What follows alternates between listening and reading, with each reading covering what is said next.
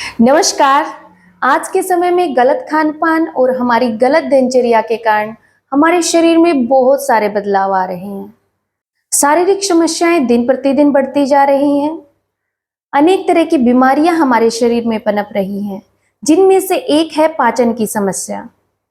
देखिए, अगर हमारा पाचन सही नहीं है, तो हम कितना भी हेल्दी खाना खाएं, चाहे वो न्यूट्रिशन से भरपूर है, उसमें प्रॉपर मात्रा में कैल्शियम है, प्रॉपर मात्रा में फाइबर है, प्रोटीन है, लेकिन फिर भी हम उसका पूरा लाभ नहीं उठा पाएंगे।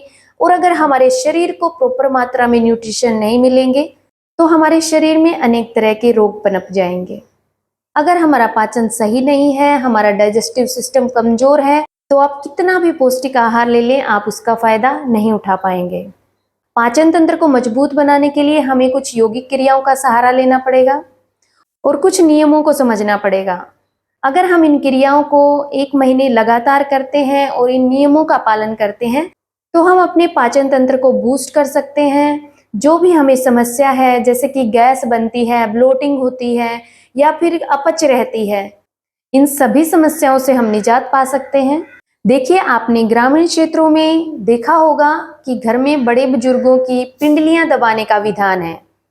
ऐसा विधान क्यों शुरू हुआ? देखिए, हमारे योगियों को बहुत पहले से पता था कि हमारे पिंडलियों में कुछ ऐसी नस नाड़ियां हैं जिनका सीधा संबंध हमारे डाइजेस्टिव सिस्टम से है, मीन्स हमारे पाचन तंत्र से है। तो अगर हम पिंडलियों पर किसी भी तरह का दबाव डालते हैं, तो इससे हमारे पेट से रिलेटेड, पाचन से रिलेटेड बहुत तरह की समस्याएं दूर हो जाती हैं। जैसे जैसे बड़े होते चले जाते हैं, तो क्या होता है, पाचन हमारा स्लो होता चला जाता है और जो भी हम खाते हैं उससे गैस बनती है, खट्टी डकारें आती हैं, कुछ खाने का मन नहीं करता, भूख नहीं लगती। इन सब का एक ही कारण है कि हमारा पाचन तंत्र बिगड़ जाता है। तो उम्र बढ़ने के साथ साथ पाचन तंत्र स्लो हो जाता है, इसीलिए बड़े बुजुर्गों की पिंडलियां दबाने का विधान है। तो देखिए, सबसे पहली क्रिया हमें क्या करनी है। सबसे पहले हमें अपनी पिंडली पर मसाज करनी है। देखिए कैसे करनी है।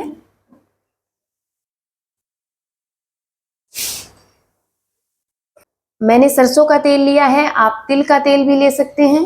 देखिए क्या करना है, इस तरह से अपनी उंगलियों को अच्छे से डिप करें ऑयल में और अच्छे से तेल को मल लें और दोनों हाथों से एकदम काफ के बीच में इस तरह से दबाते हुए ऊपर लेके आएंगे। टाइटली आपको काफ को दबाना है और इस तरह से ऊपर लेके आना है। एक बार फिर से ऑयल लगाएंगे और फिर से करेंगे ऐसा। इससे हमारी काफ में जितनी भी मसल्स हैं उनका ब्लड सर्कुलेशन बढ़ेगा और जहाँ का भी ब्लड सर्कुलेशन बढ़ता है, तो उससे संबंधित जो भी हमारे आंतरिक अंग हैं, जो भी हमारे इनर ऑर्गन हैं, उन पर बहुत अच्छा प्रभाव पड़ता है। अगर ब्लड सर्कुलेशन वहाँ का अच्छा रहेगा, तो वहाँ पर प्रॉपर मात्रा में ऑक्सीजन और न्यूट्रिशन पहुँचते रहेंगे और वह अंग अच्छे से कार्य करता रहेगा। तो आपको इस तरह से पूरे जोर के साथ दबाते हुए और ऊपर लेके आए। इसके बाद दूसरी क्रिया हमें क्या करनी है, इस तरह से उंगलियों से प्रेस करें एंड रिलीज करें, प्रेस करें, रिलीज करें, फिर से प्रेस करें, रिलीज। पूरे जोर से आप अपनी पिंडली को दबाएं एंड छोड़ दें। इस तरह कंटिन्यू करें। आप इसको कम से कम 1 महीने करके देखें। आपको पेट से संबंधित, डाइजेशन से संबंधित किसी समस्या का सामना नहीं करना पड़ेगा। सारी समस्याएं आपकी दूर हो जाएंगी। आपको गैस बनना बंद हो जाएगा, भूख नहीं लगती थी तो भूख लगने लग जाएगी और जो भी भोजन हमने ग्रहण किया है उससे मिलने वाले हर पौष्टिक तत्वों का हम पूरा लाभ उठा पाएंगे। इस तरह से कंटिन्यू करें, उसके बाद रिलीज करें। देखिए, मैं अपनी पिंडली को इस तरह से दबा रही हूं, तो देखिए सॉफ्ट है ना। देखिए, अगर किसी की पिंडली बहुत ज़्यादा टाइट है, यहाँ की मसल्स बहुत ज़्यादा टाइट हो गई हैं, तो इसका मतलब है कि आपका पाचन तंत्र सही नहीं है या फिर आपको मानसिक रोग भी हो सकता है। जिनको चिंता बनी रहती है, कंटिन्यू तनाव बना रहता है, तो उनकी पिंडलियाँ बहुत ज़्यादा टाइट होती हैं। देखिए मैं यहाँ पर दबा रही हूँ तो इजीली दबा पा रही हूँ। और अगर आपकी काफ मसल्स सॉफ्ट हैं, इस तरह से अकड़ी हुई नहीं है, तो आप कोई भी आसन करते हैं तो आप उसको आसानी से कर पाते हैं। अगर आपके शरीर की कोई भी मसल बहुत ज़्यादा टाइट है, अकड़ी हुई है, तो आपको आसन करने में भी दिक्कत आ सकती है। अगर आप पिंडलियों पर इस तरह से मसाज करते हैं तो आपका मानसिक तनाव भी कम होता है, जो चिंता बनी रहती है वो भी कम हो जाती है और आप बहुत अच्छा महसूस करते हैं। आप कम से कम 1 महीने इन दोनों क्रियाओं को करके देखें, तो देखिए हमारे शरीर में ही हमारे रोगों के इलाज छुपे हुए हैं। बस ज़रूरत है उनको जानने की और उनको अप्लाई करने की। इसलिए आप इनको अपने जीवन में अप्लाई करें। इन क्रियाओं के बाद 3 ऐसे नियम बताने जा रही हूँ। अगर आप उन तीनों नियमों को अपने जीवन में धारण कर लेते हैं तो आपकी 70% बीमारियां ऐसे ही कम हो जाएंगी और आपको पाचन से संबंधित किसी तरह की समस्या का सामना नहीं करना पड़ेगा। सबसे पहला नियम है कि बिना भूख भोजन नहीं करना है। जब हमें अच्छी भूख लगी हुई हो तभी भोजन करना है। जब हमारे पेट की अग्नि प्रज्वलित होती है तभी हमें भोजन करना है। अगर हमें भूख नहीं लगी है तो भोजन ना करें। कई बार हम घरों में क्या करते हैं कि खाना बना हुआ है, टेस्टी है, वेस्ट जाएगा, ऐसा सोच के हम खाना खा लेते हैं। अगर आपको भूख नहीं है तो आप वो भोजन ना करें। आप उसको किसी गाय को खिला दें, आप किसी गरीब को दे सकते हैं या फिर आप पक्षियों को डाल सकते हैं। देखिए वो एक टाइम का भोजन खराब होगा और अगर हम उसको खा लेंगे बिना भूख के तो इससे हमारे शरीर में अनेक तरह की बीमारियां पनप जाएंगी। तो हमें बिना भूख के भोजन नहीं करना है। अपने स्वास्थ्य को बनाए रखने के लिए आप उस भोजन को छोड़ दें। दूसरा नियम है बाहर का तला भुना नहीं खाना है। आप घर पर खा सकते हैं। हाँ, घर पर आप तल के खा सकते हैं। ऐसा क्यों? बाहर भी वैसे ही तलते हैं, घर पे भी वैसे ही तलते हैं? नहीं, क्योंकि बाहर जो तला जाता है वो ऑयल बार बार गर्म होता है, बार बार गर्म होता है। उसमें पता नहीं कितनी सारी चीजें तली जाती हैं जिससे उस तेल में किसी तरह का कोई न्यूट्रिशन नहीं रहता। वो हमारे शरीर के लिए एक जहर के समान हो जाता है, जिससे हमारा मेटाबॉलिज्म बिगड़ जाता है और हमारे पाचन तंत्र पर बहुत बुरा प्रभाव पड़ता है। देखिए बाहर का कोई भी हमारे स्वास्थ्य के बारे में नहीं सोचेगा कि ये ऑयल 3 बार या 4 बार गर्म हो चुका है तो हम इसको फेंक दें। नहीं, उसको कंटिन्यू बार बार यूज किया जाता है और जब उस कढ़ाई में ऑयल कम रह जाता है तो उसमें और ऑयल ऐड कर दिया जाता है। तो सोचो वो ऑयल महीनों चलता रहता है।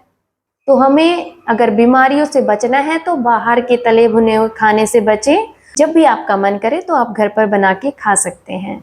अगला नियम है ज्यादा से ज्यादा पानी पिएं। देखिए पानी का काम क्या है? सफाई करना। हम जितने भी घर के काम करते हैं पानी के बगैर कोई काम नहीं होता।